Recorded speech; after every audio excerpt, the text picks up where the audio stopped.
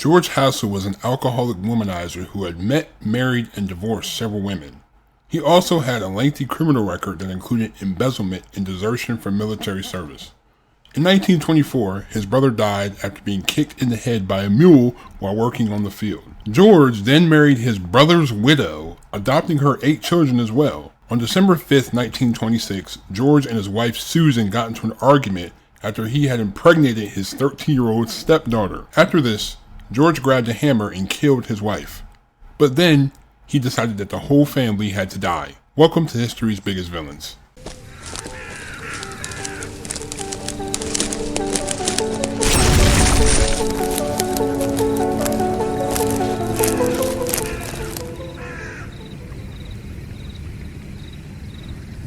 George Hassell was born on July 5, 1888 in Smithville, Texas, the youngest of 7 children. Not much is really known about his childhood. He had gotten a girl pregnant as a teenager but abandoned her and the child. He also served in the Merchant Marines before being arrested for desertion. According to him, he also spent time in jail for embezzlement. By 1924, he had a reputation as an alcoholic with a hot temper. He had also been married and divorced 5 times at this point. His brother was killed after being kicked in the head by a mule while working a field. George married his brother's widow, Susan Ferguson, taking on the care of his 8 nieces and nephews. According to their neighbors, the two seemed like night and day. George was a heavy drinker with an eye for the ladies and a short temper, whereas Susan was a devout Christian who read her Bible daily. After a while, the two married, and 6 months later, Susan gave birth to a little boy they named Samuel. Soon afterwards, the big family had moved to Farwell, about 60 miles south of Amarillo, and rented a farm. On December 5, 1926, George and Susan got into an argument after he had impregnated her 13-year-old daughter, who was his own niece and his stepdaughter. Hassell proceeded to strike his wife in the face repeatedly with a ball-peen hammer. After the murder of his wife, he moved between each member of the family's bedrooms, using a straight razor and stockings to kill them, in order from the youngest to the oldest. He woke the 2 oldest boys and a scuffle ensued, ending with Hassell killing them with a shotgun and an axe. All of the bodies were then stored in the newly dug root cellar by the house. The oldest Hassell's son, Alton, was threshing wheat in Clovis, New Mexico for extra money and was not supposed to come home for another 4 days. Hassell decided to wait for him. In the meantime, he cleaned up the blood and buried the bodies. When Alton returned, Hassell told him that the family had gone to Shallowater, Texas to visit an aunt. The 2 men killed a chicken and cooked dinner, then went to their bedrooms. Hassell later said he needed to drink whiskey to work up the nerve to kill again. After getting drunk, he grabbed the shotgun, went to Alton's bedroom, and shot him in the head as he was sleeping. The victims in his rampage were Susie, age 40, Alton, age 21, David, age 15, Maudie, age 13, Russell, age 11, Virgil, age 7, Johnny, age 6, Nanny Martha, age 4, and Samuel, age 1. After the murder of his family, George sold all of their belongings. He told his curious neighbors that he was selling off most of his and his family's things so that he could raise money to follow his wife Susie and their 8 children to Blair, Oklahoma. But they were more interested in how quickly Susan and the kids left. She hadn't mentioned it to anyone or even said goodbye. At the auction, the Hassell's neighbors found more to be suspicious about. A wheel on a family wagon sank into the soft dirt, as if the ground had been recently disturbed. In addition, there was a newly built root cellar against one of the walls in the house, which was odd, since who would build a root cellar just days before moving away? Inside the house, bidders found trunks and suitcases full of women's and children's clothes. They also found Susie's religious books and pamphlets, which she would have never gotten rid of. The auction netted George $3,500. Soon, the property owner rented the farm out to new tenants, but George told them he needed to clean up a room before he could move out. He stacked suitcases against one wall and scrubbed the floor, but he didn't leave. The new tenants allowed him to stay on for a few days more. Then, one night after dinner, he told the new tenants he was feeling sick and went to bed early. Minutes later from his bed, he told them to get the doctor and the sheriff. After the 2 men arrived, they found George in his bed, blood pooling around him. He had 3 self-inflicted stab wounds to his chest and abdomen. They took him to the nearest hospital, where surgeons stitched him up as best as they could. Despite his serious wounds, George was laughing and joking with the doctors and nurses. The authorities attempted to send a telegram to Susie to tell her about her husband's injuries, but they soon discovered that there was no Susie Hassell in Blair. This, combined with the family's sudden disappearance, led the sheriff's office to search the Hassell's former home. In the room where George had been cleaning, they found blood spatter on the wall behind the stacked suitcases. After this discovery, they immediately focused their attention on the freshly dug root cellar behind the house. They removed the wooden planks and began digging. There, they uncovered the remains of Susie and her children. Their bodies had been carefully arranged in their mass grave, wrapped in blankets and still in their nightclothes. Beneath Susie's body was an axe. Susie's face and skull had been severely crushed. The two older boys, Alton, 21, and Virgil, 15, had been shot with a shotgun. Russell, the third oldest boy at age 11, had his skull crushed with an axe. All of the victims, except Alton, had stockings tied around their necks. George,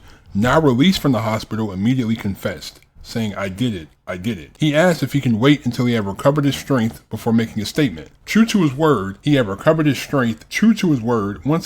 his strength, George gave a detailed confession to the authorities, and later to a reporter of the Abilene Morning News. George told them how he had lived a life of chaos from the beginning. His father was a violent abuser, and when George was only 13, had beaten his mother to death. George ran away after that and became a drifter. He couldn't seem to hold down a job, usually because he kept stealing from his employers or customers. He enlisted in the Army, then deserted to join the Navy under an assumed name before getting caught and serving time in a military prison. He also went through a string of failed marriages. Susan was his sixth wife. He told them that on the night of December 5th, he and Susie had argued. She accused him of having an affair with his 13-year-old niece/stepdaughter, Maudie. He said he had gone out to the barn and drunk some whiskey, then returned to the house where they continued arguing. He said he picked up a ball-peen hammer. Where it had come from, he didn't know, and hit her in the face with it twice. Then he strangled her, and when that didn't finish her off, he wrapped a stocking around her neck. Finally, he hit her in the head with an axe. He said that once he realized what he had done, he decided he needed to finish off the rest of the family. He began strangling the children with stockings, starting with the youngest, Samuel, who wasn't even 2 years old. Next was Nanny Martha, Johnny, and David. But once he got to 11-year-old Russell, he woke up and put up a fight. That woke up 15-year-old Virgil, who also fought with him. And at one point, he hit George several times with a brick. But George was able to get his shotgun and shoot Virgil with it. Russell almost escaped, but George caught him and choked him out. When Russell continued gasping for air, George crushed his skull with an axe. His last victim of the night was Maudie, the girl he had impregnated. Once he killed everyone, he began digging their mass graves next to the house and waited for Alton to return home from his job in New Mexico. Susie's oldest daughter, 24-year-old Nora, was living in California with her husband at the time. Though she had planned to return for the holidays, she had unexpectedly been delayed. 4 days later, when Alton came back home, George told him that the rest of the family had left to visit a relative. He made dinner for him, and the two stayed up late playing cards. Once Alton was asleep, George snuck into his room, put the shotgun barrel against his skull, and pulled the trigger, splattering blood all over the wall. Despite confessing to 9 murders,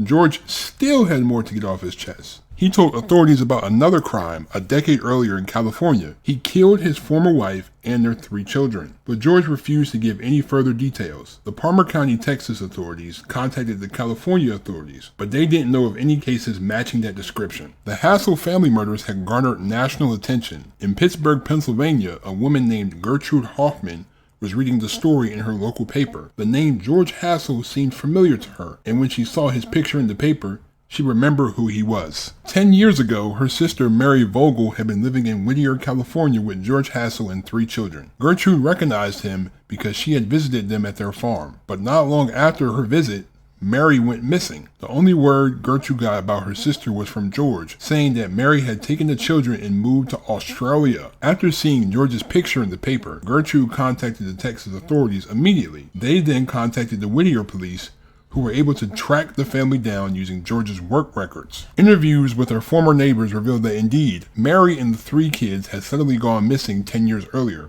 and that George told them that they had moved to San Francisco. The night after they went missing, the neighbors said that they saw George carrying a heavy trunk into the garage and later several other small bundles. They said they saw him hauling out dirt from the garage for 3 days and that they smelled the fumes of burning rags coming from his kitchen. When George was confronted with these facts, he confessed. He told police that Mary had believed in spiritualism and had had visions of treasure buried underneath their garage. He said she made him dig up the floor to look for the treasure. Similar to Susie, he said that he had suddenly lost his temper with her and hit her over the head with a club, then choked her to death, first with his hands and then with a rope. He then killed the 3 children ages 8, 3, and 1 the same way. He confessed to burying them in the treasure hole, a job that took him 3 days. Since the whole house had long since been demolished, he drew them a map of the property showing where he had buried them. Indeed, following his map, police found the remains of a woman and 3 children. In a gruesome similarity to the Hassells, their skulls were crushed and each had a rope around their neck. On January 26, 1927, George Hassell's trial began. Although he had confessed to killing 13 people, he was only indicted for the murder of Alton. Though Hassell pled guilty and even requested the death penalty, the jury had to decide on his mental state, so he was examined by several psychiatric experts who declared him a sociopath, but that was not enough to qualify him for an insanity defense. The jury took only 30 minutes to find him guilty, and then 2 hours to determine his sentence, death by electrocution. When the judge handed down the sentence, George said, "Thank you, Your Honor." California, hearing that he would be executed in Texas, declined to try him for the murders he committed there. While in prison, he was described as a model prisoner, always cheering and cracking jokes. He wove doilies as gifts to visitors, fellow inmates, and even the members of the jury that had sent him to death row. He said that his time in prison had been the best time of his life. When asked why he had killed his victims, he said he didn't know. He pointed to his head and said, "Something was wrong up there." Well, duh. On February 10, 1928, George was sent to the electric chair at the Texas State Penitentiary in Huntsville. He was smiling and calm to the very end, and his final words were that he was prepared to meet his maker. It took 3 jolts to kill him. He was finally declared dead at 12:29 a.m. His remains were buried in the Huntsville Prison Cemetery. Something in me really just kills me when you literally kill children and you try to make excuses for it. Like, oh, I lost my temper. You didn't lose your temper twice. It seems like you just didn't want to have a family anymore. I don't know what it is. Like you got drunk. You can't control yourself off your liquor. I don't know what it is. So you're telling me he kills 4 people and lives this whole other life in Texas, and the fact that you married your brother's widow, that just seems really strange to me. It's really strange because it's like now your nieces and nephews become your stepdaughters and your daughters at the same time. It's really weird to me. Then you decide to murder the entire family and you tried to kill yourself by stabbing yourself in the what? You waited for your other son to come home just so you can kill him. And then if the other daughter came home, you would have killed her too. Something was obviously mentally wrong with him. It really just burns me up when you kill innocent children. These are toddlers and babies. Like, they can't even defend themselves. And you're like, what? Oh my God. Like, I can't understand. You can just kill all your nieces and nephews. Like, these people, like, you've watched these children grow up. They called you Uncle George and all that. And you just sickening, bro. Just really sickening. Thank you for watching. I really appreciate all the support you guys give this channel. Leave a like if you enjoyed. Hit that subscribe button if you're new to the channel. Thank you so much for all the support. Leave a like. I just said that twice. That means you should really leave a like then. Have a great day. Stand and grind. I'm out. Peace.